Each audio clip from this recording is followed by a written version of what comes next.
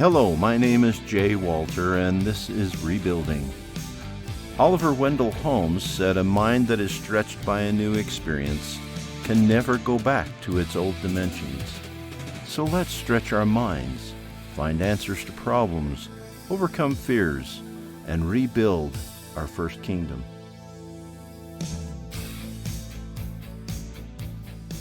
Hello, everyone, and welcome to another episode of Rebuilding. I'm so happy that you've tuned in with me today. I have a fantastic guest with me.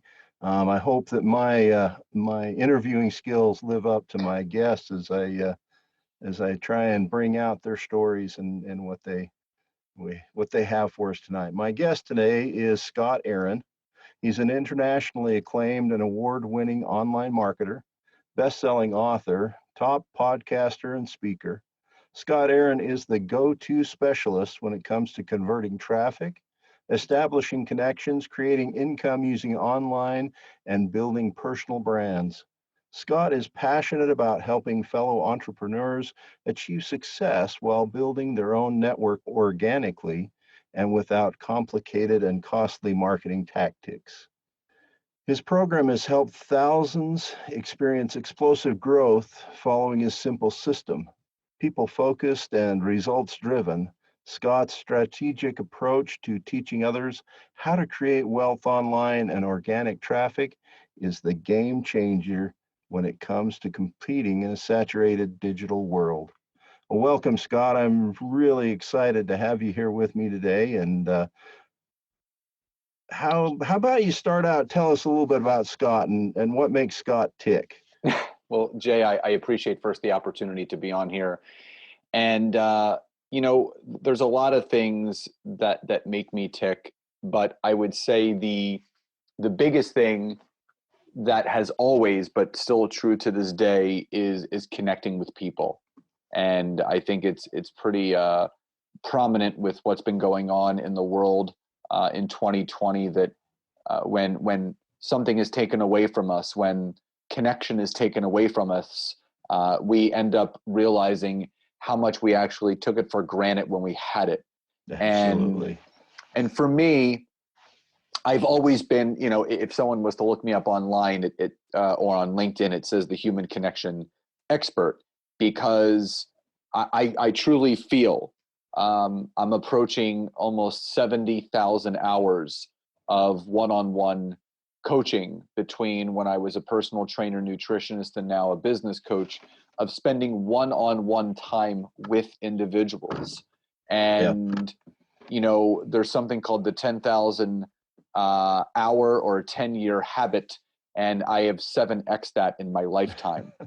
and I'm only 40. So I've put some work in. So what I've realized is that, human connection is everything to me.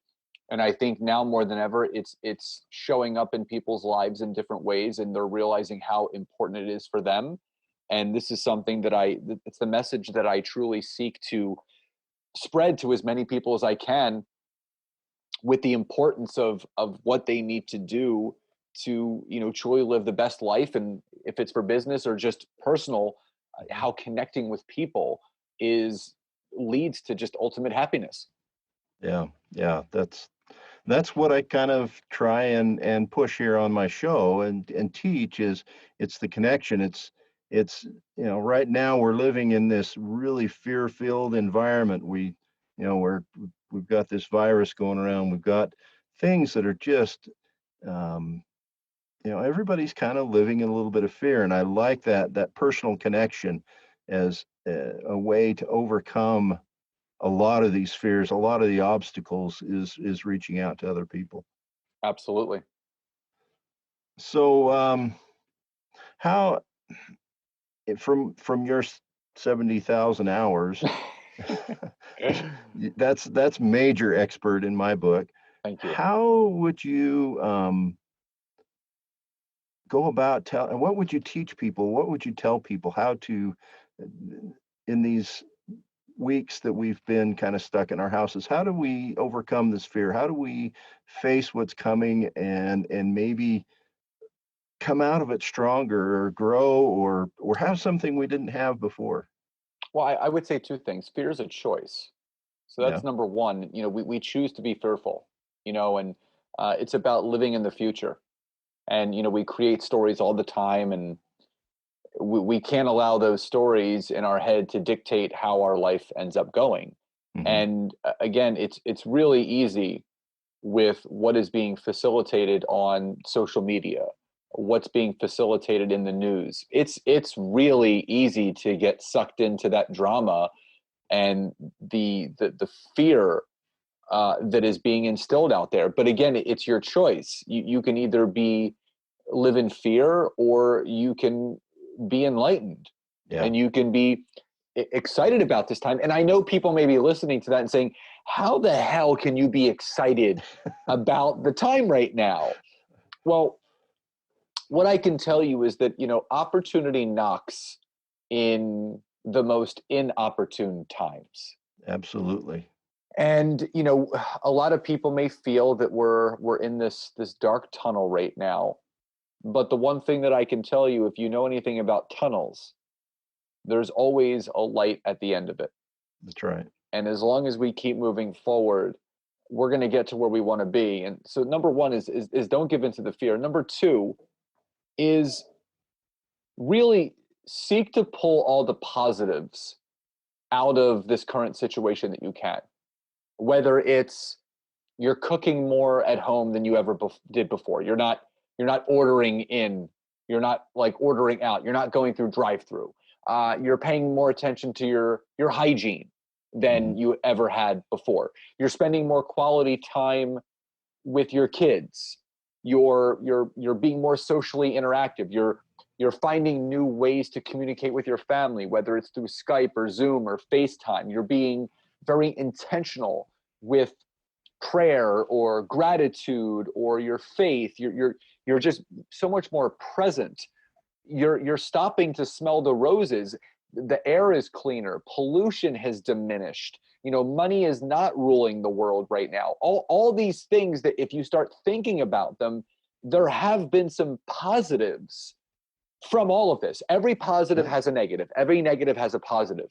And you Yeah. can choose to focus on either one of those. So even though there absolutely has been some negative things that have happened with this, I still choose to focus on the glass being half full instead of being half empty. So I try to find the best and the victories and the lessons and the positives, no matter what's going on in the world.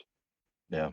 Well, and that's like you say, this technology allows us, for you and I, to have a conversation across the country to talk about these kind of things. And like you say, the chance to build our relationship with our family, um, and all the things that we can do, and it's finding the solution rather than looking at the problem and seeing only the problem. Um, Exactly. There's so an old saying, Jay, that it says, live in the solution, don't live in the problem. And again, all of that is a oh, choice as yeah. well. Everything about life, it's a choice. Yeah, it's amazing how often I've seen people forget that they have this choice. We've been given a choice as humans to do things the way we want to do them, Yeah, and it is absolutely. so amazing when we can do that. So, now I know there are people out there that think they're the only ones that feel the way they do. They're the only ones that have the fear that they have.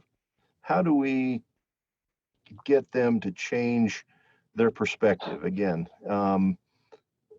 I know it's a choice. Is there some way you would suggest to how to change your perspective? Well, I would first say you're not that special that you're the only one feeling that way. Number one. And Thank that's you.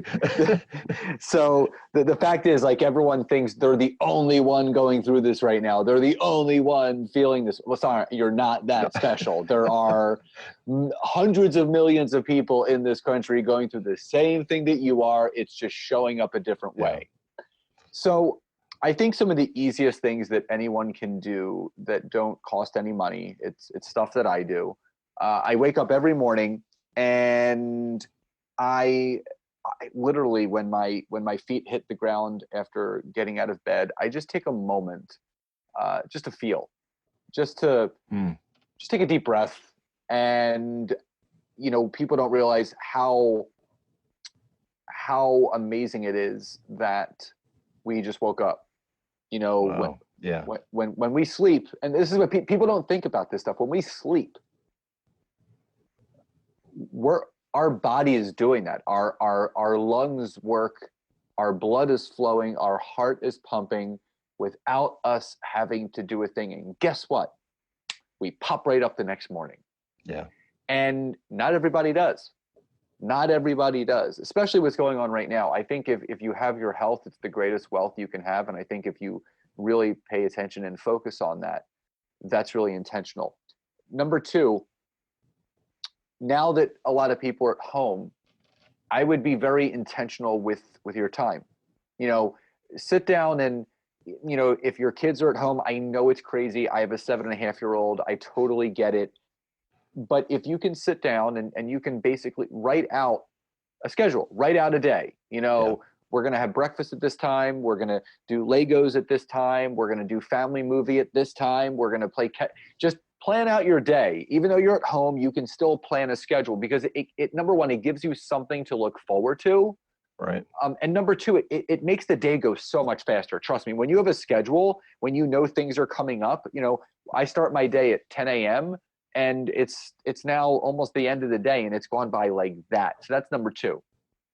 Number three, at the end of the day, for those that have kids, I've been doing this with my son since he was 2 years old. And we always say 3 things that we're grateful for before we go to sleep to each other. My fiance, myself, and him when he's here, we always tell each other what 3 things that we're grateful for.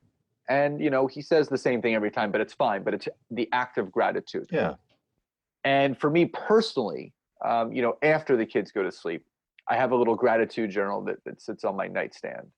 And I always write what I'm grateful for. And I do write the same thing every night. I'm grateful for my body, my health, my businesses, my life, my fiance, my son, my family, and my friends. And then a victory from that day. So something really, positive that happened, or a favorite song that ended up coming on the radio. So, when you facilitate your day, starting with gratitude and appreciation and ending it with gratitude and appreciation, what people don't realize, Jay, is that it is physiologically impossible to feel any other feeling when you are practicing the act of gratitude. When you are in gratitude, when you're actually thinking about what you're grateful for, you can't feel scared, you can't feel upset, you can't feel sad, you can't feel any other emotion than gratitude. So if you sandwich your day, and this is free, you don't have to pay anyone to teach you this.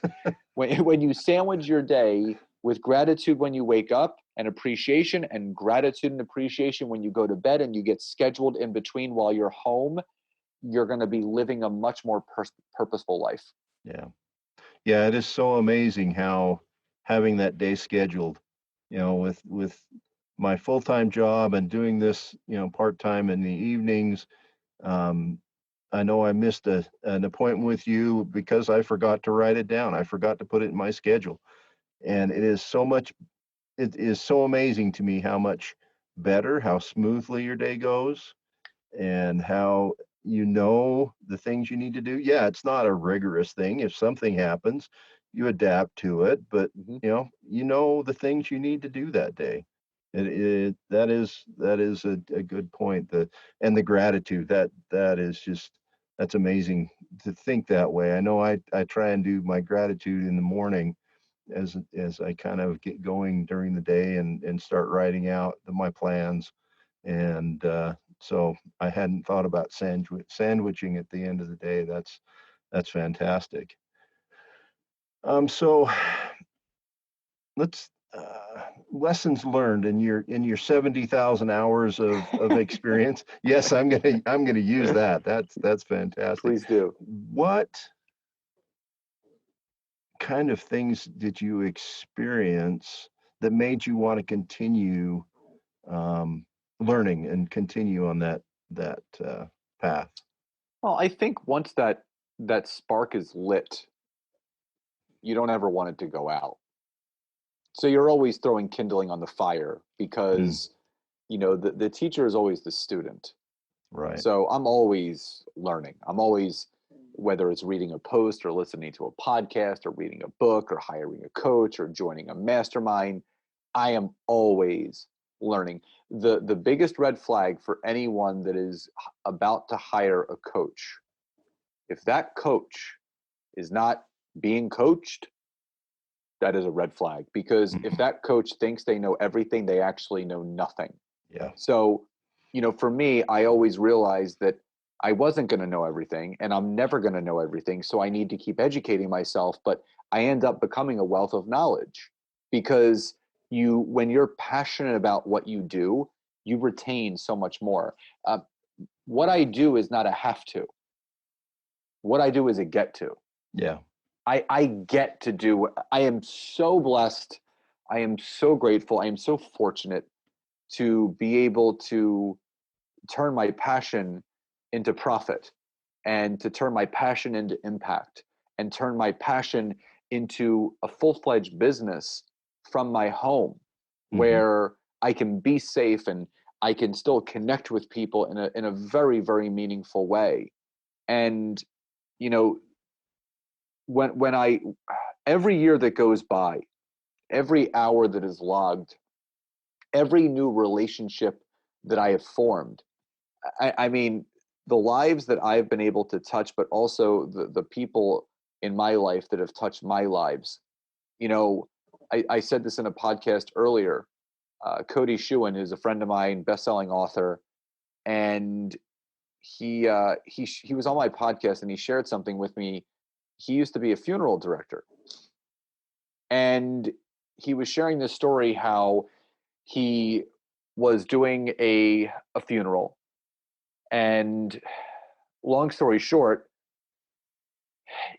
it was an amazing service, huge turnout, and he it was an older gentleman, and the so many people were giving just incredible eulogies and saying the most incredible things about this person. And after the sermon was done, he went up to the oldest son and he said, "Man, your father was an incredible human being." And he said, "Yeah, he was." And he said, "Do you want to know the biggest lesson that I learned from him before he passed away?" And he said, "What?" He said, "My dad told me before he passed, don't wait for the end of your life to leave your legacy. Oh, Leave it as you're living right wow. now." Yeah. And so what Cody does is that he asks his clients this question: how do you want to be remembered? And it's a very for some people it's a very dark question, but it really it puts into check, like, what does life mean to you? Are you going to sweat the small stuff? Are you going to let those little things get in your way? Like how do you want to be remembered? Yeah. Don't wait to leave this earth plane for your legacy to be left behind. Leave it right now as you're living. Inspire people now. Motivate people now. Mm, Encourage people right now. Impact people now. That's what it's all about. And that's yeah. and that's what I really learned, is that everything that I do for my business, it's leaving my legacy. It's showing and teaching other people how to do the same thing, and them teaching other people and teaching other people. So it's this domino effect of Hmm. legacies just being left behind. Yeah. Well, I was just going to ask you how do people, now that they're spending so much time together as family, or they have so much time to think about what they're doing, how do they find their strengths? But I like this idea of leave your legacy now. That maybe during this time you reflect, you have time to reflect on what you're doing. And um, what better way than to figure out how to leave your legacy now in your everyday? That I hadn't heard that. That's a fantastic story, and fantastic thought, is leave your legacy now. That's amazing to me. That opens up some things into my mind. No, Again, honestly, Jay, when he said this to me, I literally, I like my jaw hit the floor because I never thought about that. yeah, Whenever you hear legacies, you hear, you think of death. You like, how did, but there are people right now leaving legacies. You just have to focus on it. So you're more intentional when you know that you want to leave your legacy right now. Your yeah, life takes on new meaning and you show up more purposefully, and it just enhances every yeah, single day of your life. It really yeah. does. Well, I several years ago, I worked for a man that everybody loved. When he came into the room, you could tell that he cared about you. It wasn't him coming in the room because he was such a great guy. He came into the room, and he'd go out to lunch, and the girl behind the counter taking his order felt like the most important person in the store. And just those kind of actions, I think that's a lot of what these kind of the people that do this, they want to make sure that that you're the most important person in their life right now.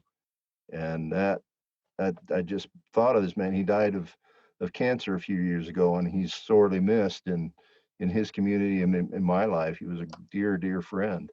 So I think with that, he left his legacy every day of his life. Yeah, it's And now, it's it's really that brings important to back to that focus. thought. Yeah, focus on the present moment. That's all we have is right now. Yeah, It's the truth. All we have is right now. yeah.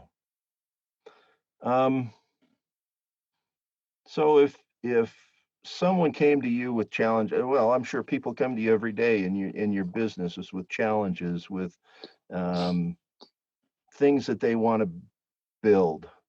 What what kind of advice do you give them? Where do you take them in this journey of life? Well, there's four things that I really encourage people to do, and the first thing is finding what your pick and axe is. And I heard this from my buddy Eric Malzone, and he shared this with me a few weeks ago, and it blew my mind. We were talking about being inventive right now, Mm, creating something really impactful. And he said to me, he said, "Remember the gold rush?" And I said, "Yeah." He said, "We're going through a gold rush right now." He goes, "But do you remember in the gold rush who actually made the most money?" I said, "Yeah, the people that found the gold." He's like, "No."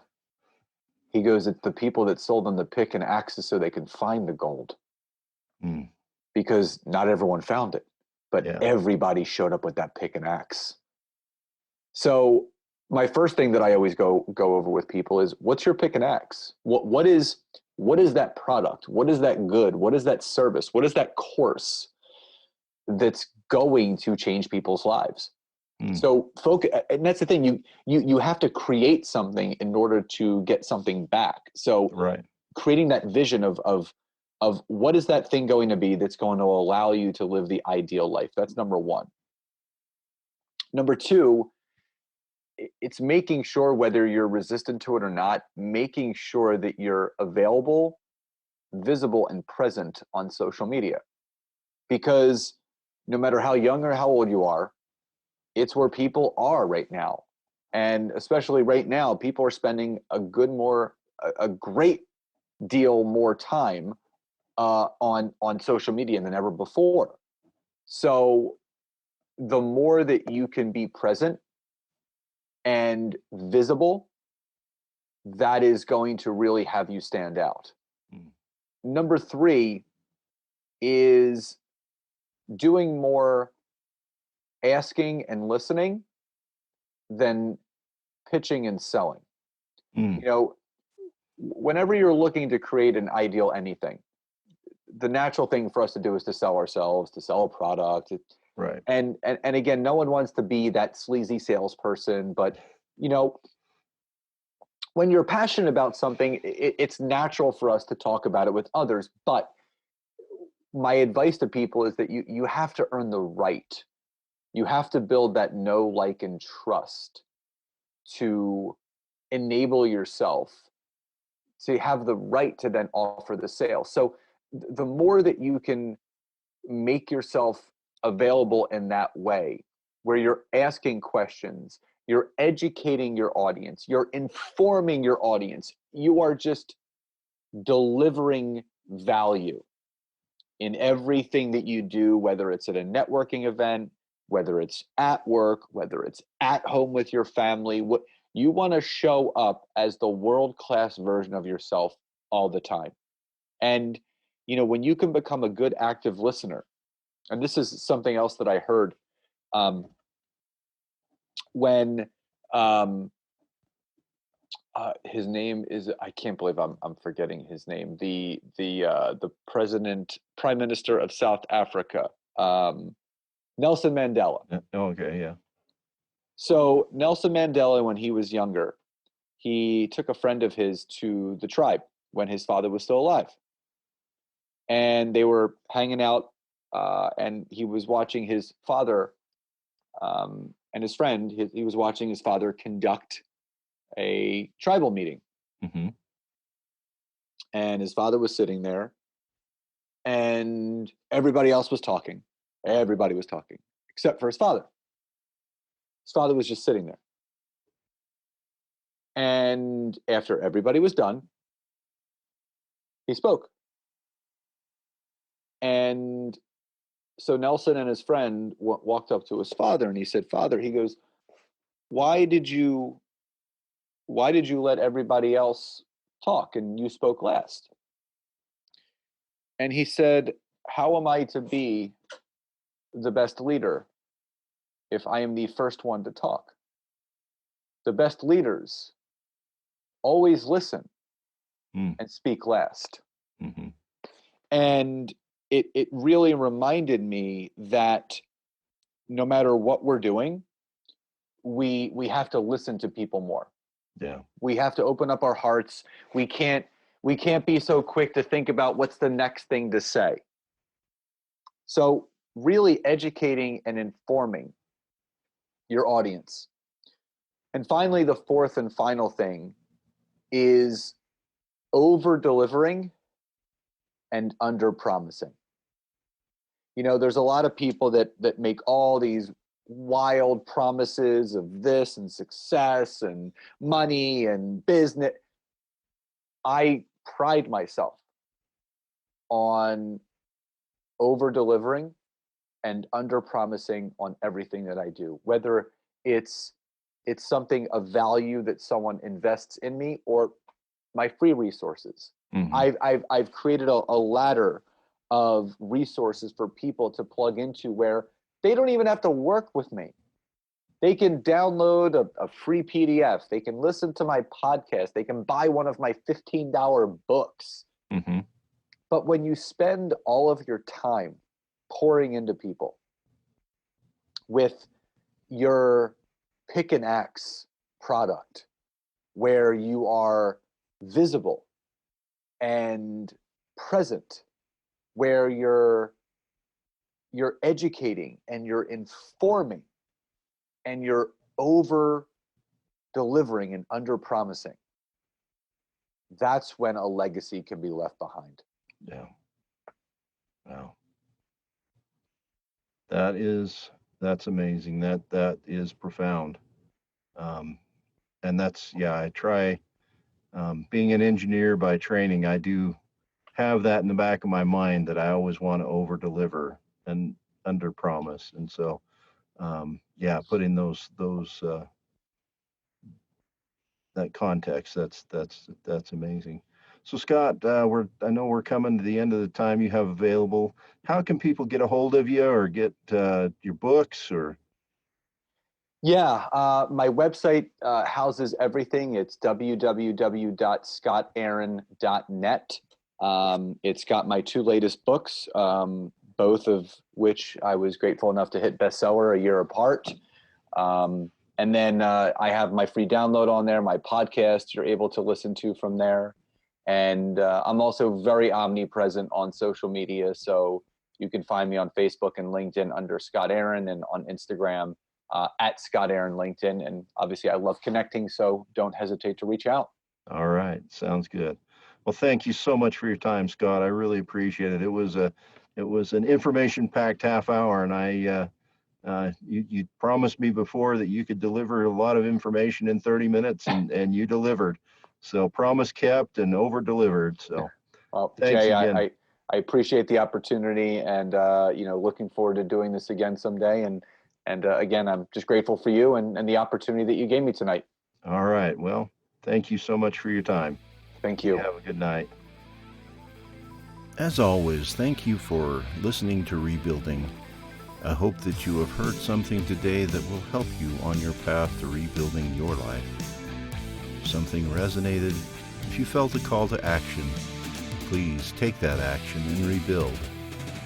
Let me know what you think of today's show or any of my shows. You can leave comments at rebuilding.podbean.com or email at j@jwalter.com. I would love to hear from you.